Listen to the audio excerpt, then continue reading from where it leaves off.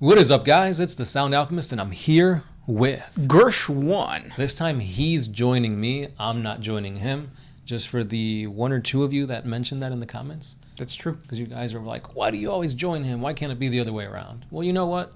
Today it is. Yes. And we're super pale again. I think I got the exposure wrong. But we're back in the room, which is pretty nice. I think it's the warp. That's what does it. Yes, the warp makes us a whole lot lighter. Mm-hmm. Have we done it? No. Welcome back to For the Greater. This is a video series where we answer the questions left by you, the viewer. If you have a question for us, comment down below. Put question in front of your question because we get to those questions first. That is what Chedsto.Tomas did. He asks, Does Xeno races have a concept of the afterlife, like orcs especially? Orcs don't really bother to think about the afterlife. However, for the runt herders who actually do spend the time to actually think about the afterlife when they're not like poking and prodding their grots and gretchens. What's the difference between the two? So a grot is a poke and a prod. Oh, okay. So no, a poke is, I feel like, doesn't pierce, and a prod does go in, or at least draws some blood. Correct me if I'm wrong, guys. I'm not really that savvy on the English language. Yeah, sometimes they will say, like, when you die, you return to Gork and Mork. Or you get consumed by Gork and Mork, sorry. But that's about it. Yeah. Obviously, we know what the beliefs are for the Imperium. Well, for the most part, yeah. Because, like, if you're an Imperial citizen, an Imperial Guardsman, some Space Marine chapters, or the Sisters of Battle, that kind of thing, it's the Army of the Light. You get taken up to meet to the glory of the God Emperor. Yeah, and a lot of those people, or I've seen some theories interpret that as like you know how like psychers are sacrificed to the Golden Throne. When you die, you are sacrificed to empower the Emperor within the warp. Like whatever small little psychic inkling you have goes to him. And then later he can bring you back and fight against mankind through the Army of the Light. But that's just like a theory or a concept. It'd be kind of cool. It kind of reminds me of the Stormcast Eternals. Yeah, a little bit. If you think about it, yeah. Except they don't die. They literally get plucked from wherever they're at. And thrown. Thrown. That's actually a concept that we had for a D&D campaign that we've been playing on and off. It's been like a year, but yeah. More off than on. Yeah. And then when it comes to the Eldar souls actually get consumed by Slanesh, or they go into the Infinity Circuit. Right. Or a soul stone. Right. Soul stone is kind of like those crystals that Instagram model wants to sell you. Buy them. Right. Because then if you have a Wraith construct, you could put them in there and then have essentially your loved ones who have fallen be resurrected through machines. Yeah. And then there's other, like, ideas of where the spirits or the stone can go into, too. Like on Craft Worlds, I've read that if you follow the path of the botanist, you could actually become part of, like, the system that cultivates the plants and all that kind of stuff. It's pretty cool. Which is crazy, yeah. Very poetic. Yeah, you become a sprinkler, basically. Yeah, And then, who else? The Necrons never die. Tyranids doesn't really matter. It's just one organism. Right. The Tau. I don't even think there's an afterlife. They're kind of like so focused on living for the greater good that they would give their life for the betterment of people. But I don't think I've heard much about the afterlife. They did have a space pope. Yeah, that's true. But he's dead. Supposedly. Yes. No, he is, right? He is. Yeah. It's supposedly for everybody else because they didn't make that public. They're using holograms, kind of like for like celebrities. Yeah, like Tupac or J-Lo. Or how crazy would it be if, like, when this airs, J-Lo does die? Damn. Ben Affleck would be devastated. I still feel like she has like 5 boyfriends, and they're all the same person. A slightly ambiguous Hispanic, including Ben Affleck. Isn't Ben Affleck some type of Hispanic? I've seen him speak Spanish. Yeah. Well, I mean, I would assume he knows Spanish because like of his actor roles and stuff like that. That's true. Yeah. He was Batman. He was, yeah. And canonically, Batman does not eat. Did you hear about that? No, why? So there's the Harley Quinn show, the animated show. There's going to be a joke there of Batman eating Catwoman. And then they took it off? Yeah, they're like, no, this is too much. Superheroes, good guys don't eat. That's what good guys do. Exactly. I became a good guy by eating. There you go. I You guess learn. Superheroes don't do that according to DC. Fix yourself, DC. You're losing against Marvel. I think it was more Warner Brothers than DC. I don't know. The Hulk eats all that. I've seen videos on certain websites. I mean, who was it? Nebula and Tony Stark, they were alone on that ship. Mm-hmm. I mean, they had to spend the time somehow. Yep.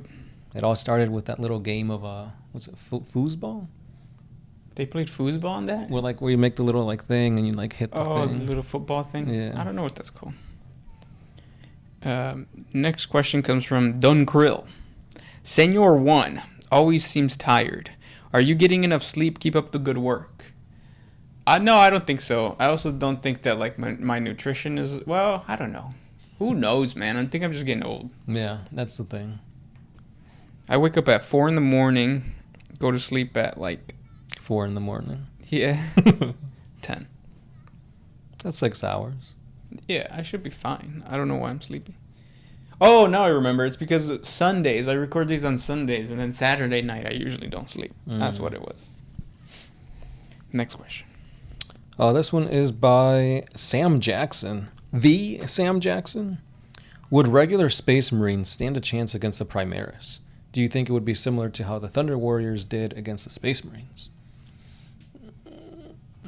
Somewhat. Wait, who and who? So, Space Marines against Primaris Space Marines. And they're saying if that's equivalent to a Thunder Warrior against a Space Marine.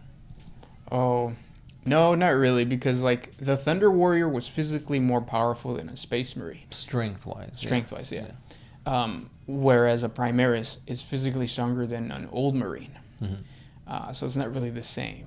And I think, the Primaris is better everything but experience, I guess. But even then, there's Dreadnought Primaris. Yeah, and then you have, named characters becoming Primaris. So I guess you could say that... I think if there was a small little war between two chapters and it was a Primaris chapter versus an old Marine chapter, the old Marine would win just because it knows more stuff of the area. But that's up in the air. Because then you could say, well, the armor's better, the weapons are stronger, wouldn't they just mow them down? Yeah. It's wishy-washy. Right. But I do think it'd be more one-sided with the Space Marines against the Thunder Warriors. Because, the Thunder Warriors were very, brutish. Yep. They didn't have quite the autonomy, the tactics, or the skill of the Space Marines. Yeah, not to mention that their enemies, the techno-barbarian warlords and their armies that they were fighting, they were normal humans. So... some of them were psychers, and some of them were augmented. But at the end of the day, they were nothing compared to the gene seed having Space Marines. That's true. This next question comes from King Naga. Aside from yourselves, who is your favorite Lorehammer 40K channel? So just the other day, today, sorry. So today I walked into my living room, and sometimes the YouTube the YouTube app on my TV is on, and random stuff would play, things that I have watched in the past, and then it'll just repeat. What's his name? Voldemort. What is it? 40K Voldemort's Guide to 40K, or Warhammer 40K. He was on. His voice is amazing. I think his voice compared to all other 40K YouTubers is better than Luton, I think his name is. What's that other guy's name? The 40K Theories. But I wonder if it's just the mic that he uses. That might be it, too. But just a combination of everything, really. It's very smooth. Yeah, his voice was really, really nice, though. What about you? What I usually do is I kind of stay away from the 40K side of, things, and then I just binge. Lately, I've been going through, the 40K Theories.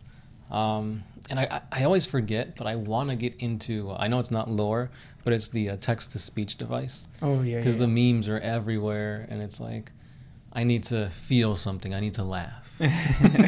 But it's like, I always forget that that's a thing. Usually I go back and watch like trailers, cinematic like parts of like video games for 40K, or I just watch a starty. Yeah. I think because we are a lore channel, lore usually is not the main thing that I focus on. I really like kit bashing and painting YouTube channels. I've talked about this guy in the past multiple times, but Pete the Wargamer is a really cool channel. And then, yeah. Yeah, I forgot what the name of the YouTube channel that I came up across, but this guy was doing an underwater theme for Nurgle. And it's like you see like coral and like tentacles and stuff like that, and it's like, wow, like Nurgle usually you associate with like filth and pestilence, but this was like pretty interesting take on Nurgle models. Yeah, like murky and swampy and stuff. That's cool. Next question. This one is by Tinman 40K. Can rogue traders use Xeno technology? And if so, let's say that there is an AdMech who joined a rogue trader. Can he or she dabble in Xeno tech? And if yes, which is better for the AdMech in learning Xeno tech for the Inquisition or for the rogue trader? That's a good question. So the answer is yes, but it's not supposed to be yes. Like they do it on the hush-hush. Yeah. And if you are like a tech priest that is assigned to a rogue trader and one that is assigned to an Inquisitor, I think you might be better off being assigned to the Inquisitor because, number one, if he's letting you mess with Xeno technology, he's probably a radical. The faction radical, I mean. So he's probably going to let you, like, slip that through the priesthood of your Forge world and then let you say, like, oh, no, this is old tech. But yeah, that's what I would say. Yeah, because if you're working with a rogue trader and then an Inquisitor comes along and sees this, then yeah, you guys are in hot water. Yeah. Easily you could just say, hey, you guys are heretics. Stop using that. And then kablamo, you guys are done. And you could argue that like an Inquisitor that's a Puritan can also do the same thing, but then you have like your dad, basically, your Inquisitor, to fight that other dad. So two Inquisitors fighting each other is always better than a rogue trader and Inquisitor fighting, because Yeah. So it happens, just not out in the open. Right. Next question comes from... This one's from Angel Warrior 28. What is your favorite theory as to who the Lost Primarchs and their legions were, and how, why, and when did they get erased from the Imperium? So this is my theory that I'm going to throw out there, and I think I like it just because it's very, very controversial, and I know it's going to get rage comments. So one of the Lost Legions, it would be really cool if instead of having the biological makeup of the Emperor, it was the biological makeup of the Emperor and that one chick. What's her name? The basically the bride of the Emperor, or not the bride, but like the one that everybody keeps saying is like... Oh, the mother of the Primarchs. There you go. Yeah, that one. Bridget B. Bridget B. So you have a lot of like Bridget B legions running around, and for some reason the Emperor decided to like pull the plug on them, and that's why they were destroyed. But yeah, they were female Space Marines. So it would be cool to have one of the Lost Primarchs be a female Primarch, hence a female Space Marine Legion. For the comments. For the comments. Yeah, when it comes to those theories and stuff, like there are some pretty cool ones out there, but I think it's best just to leave it ambiguous, have a little bit of mystery, have a little bit of fill in the blank, so you will. So you could have a whole slew of different theories come from a bunch of different people, instead of just saying, well, you know, it could have been that, but actually they were just regular Space Marines. Yeah. Like the thing with the Exorcists. It's like this whole time you don't know their origins. It could be their Grey Knight successors or something. Nah, Imperial Fists. Yeah, I agree. And like, I think when we were children, the thing that always made me mad about Scooby-Doo is that eventually the mask was pulled away, and like it was revealed if that mask never gets pulled away, then you always think there's a swamp monster or a ghost or a boogeyman. Right.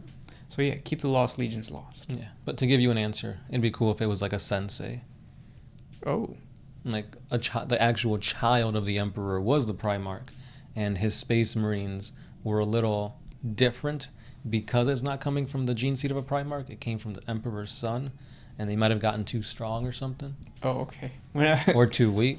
Yeah, because you had to explain a little different. How different? Yeah. So that's for everybody to play around with. Because the Sensei were a thing. They were, yeah. Yeah, they were psychically powerful star children. Yeah, I think they were blanks, though. Were they blanks? Yeah. Yeah. Next question. This one is by Matt. Just plain old Matt. How far do you think the loss of technology will go before it hits a breaking point? Or is it just a fluff reason to limit the amount of technology? They don't know how to make any more Baneblades and Imperial Knights, etc. I think it's a way to fill the 40K universe with the theme of like grim darkness. It's like it's so oppressed and so far in the future that this technology is not even like it's like generalized. No, it's like lost through the generations basically.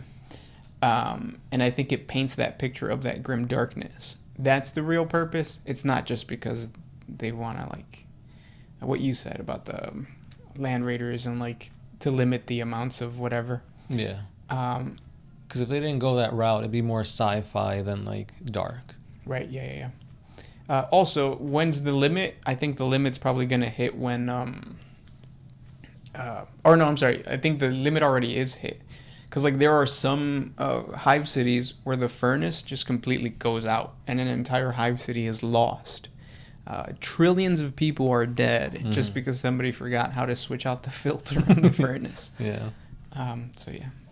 It's like this filter hasn't been changed in 24,000 years. And there's like Nurgle fungus growing on it. And now that whole hive city is poxwalkers. Yeah. That's how it starts. Así es la vida de caprichosa. Yeah. This question comes from WAAAGH. If every human turned were to be turned into cyborgs, would the Tyranids would the Tyranids' interest be diminished? So if every human was turned into a cyborg, yeah, because then they just become the Necrons. Yeah, pretty much. But I mean, even in a cyborg, there's still a little bit of human left, isn't it? Or that's true. Or is it the other way around? Is it androids that have human parts in them? Actually, I don't know. Well, based on Dragon Ball Z, aren't androids all robot? Well, androids were originally humans. They became robots. Really? Huh. Because like Android 17 and 18, they're brother and sister. If they were always robot, how's that a thing? I thought it was just like a little fluff thing that they do together. Because she also did have a child. And also Dr. Gero, he became an android. He was a legit dude. Oh, okay. So then in that situation, But cyborgs are like... Because Android 19, I don't think was ever human. Because didn't Gero create 19 from scratch? I don't even remember now. We should become a Dragon Ball Z lore channel. El Super Saiyajin Goku. But I think you do have a point, though. If it's a cyborg and it's like half human, half robot, then yeah. They'll still want that half human part. They'll treat us like crabs. They'll like crack the robot bits and then they'll just pull out all the fleshy bits and eat it. Even though I think they still consume metal. Certain types of metal anyways. Next question. Angel Warrior 28. Is there a positive aspect to the warp? And has it ever been encountered or spoken of in the lore? I mean, the warp isn't all just chaos gods. There are, what do they call it? The Ashen Wastes? Yeah. Where it's just like open space, really. You have like generic vampires like Nuin, the narwhales. Yep. So you have creatures of the warp that aren't aligned to any chaos god in there. And I guess that's neither good nor bad. It's just there. Right. Yeah. The only thing that may be considered quote-unquote good would be maybe the Emperor, if he is achieving apotheosis and becoming a god and being manifested in the warp. If that's the thing. And Drago. Yeah, I guess.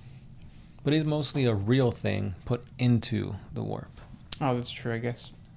Yeah. And then last question comes from Jamie Garth. If the Tyranids are not overly psychic, why are they attracted to the psychic beacon? That's a theory. I don't think it's been proven. And it could just be that they're going towards the Terra because they can sense all the biomass. you got to remember that like everybody flocks to Terra because it's the capital. So that could be it. Yeah. That is an interesting thing. They never really explained why the Astronomicon is like a lighthouse to them. Because even in like when you read it in the Codex, it says like some theorize that. So yeah. Because all the tendrils are kind of pointing towards Terra. Right. But yeah. It could just be pointing towards the center of the solar system. Or maybe the Emperor is just like the cream filling in a donut. And all of the Imperium and all of space is like the donutty part. Yeah. Even though that's the worst part of a cream-filled donut. I don't like cream-filled donuts. Neither do I. I don't think anybody does. I've never met somebody go, cream-filled donuts. Let me get one. Yeah. Yeah. But yeah. Thank you guys for watching. Thank you guys for all those questions. If you didn't get to your spicy question this time, leave it because we'll probably get to it in the next one. Remember to put question in front of your question because I don't think we said that in the beginning. And as always, I have been the Sound Alchemist. First one. And we are out. Always